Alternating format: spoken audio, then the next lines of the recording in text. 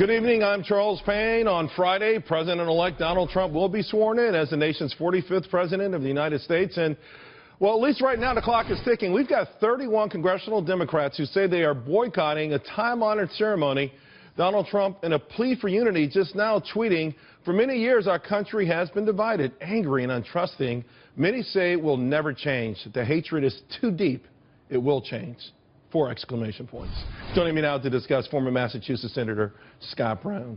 Senator Brown, thanks for joining. Thanks, Charles. Happy New Year. It is unfortunate that this is the big topic we start the show off with on Martin Luther King Day, yet it is a reality, isn't it, to a degree?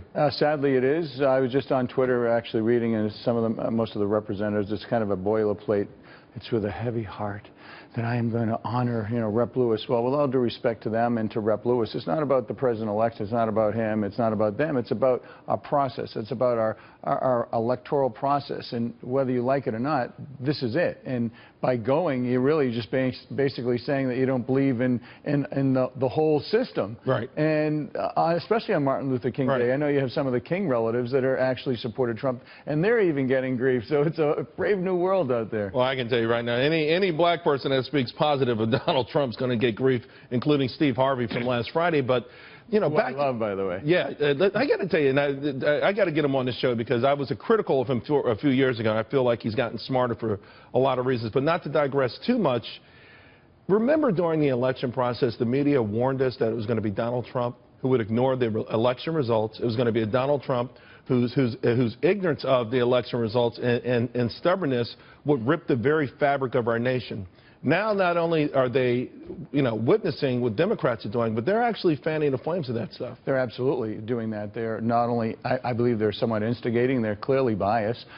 Sadly, most folks don't want opinionated news. They just want the news. They want the facts. And to add an editorial content on each and every statement, each and every story, it's getting old. And that's where the lack of trust comes from. And that's why Trump is actually going above them through media and other social media outlets. What's the responsibility of a president-elect and soon-to-be President Trump in these times, in these circumstances? Understanding that he's going to be baited, understanding that the media is against him, and understanding that there's a party out there with a different agenda. Are there going to be times when he should rise above it, when he should resist the urge to come back with a tweet? I'm a New Yorker. I'm a counterpuncher. I get it. I get it. Believe me. Man, yeah. Listen, I and others have suggested, you don't tell them you suggested, listen, don't swat down. They're not worth it. Meryl Streep, I thought she was great in Sophie's Choice. I still think about that movie. But with all due respect, as a president-elect, if it were me, I would not be swiping down.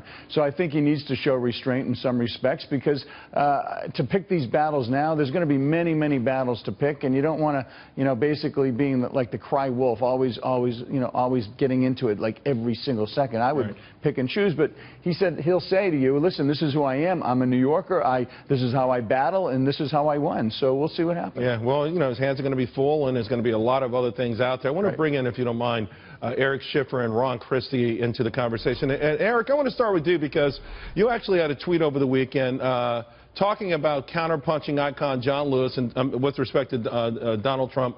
On MLK weekend, you say it crippled Donald Trump's power to influence legitimacy and that he wins by leading as one team, one America. What did you mean by that? Did you not think that John Lewis, by saying that Donald Trump's victory was not legitimate, didn't he set a trap? Wasn't that in and of itself a terrible thing to say? Well, I think it was a trap to a large degree. At the same time, you started this, and then obviously Scott had mentioned as well that you don't want to punch down, that he shouldn't have to. What he needs to be doing is picking his battles. John Lewis has the right to say this. There's no question about it.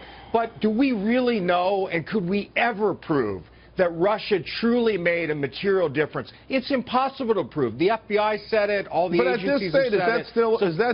Is that the debate here? Because it feels like at this point we've got a president-elect. We're going to have a new president this week. And isn't it time for all of us, whether we like it or not, to accept the outcome? Because I think the American public was pretty loud, pretty clear. Donald Trump won so many states, so many counties that were Barack Obama states and counties.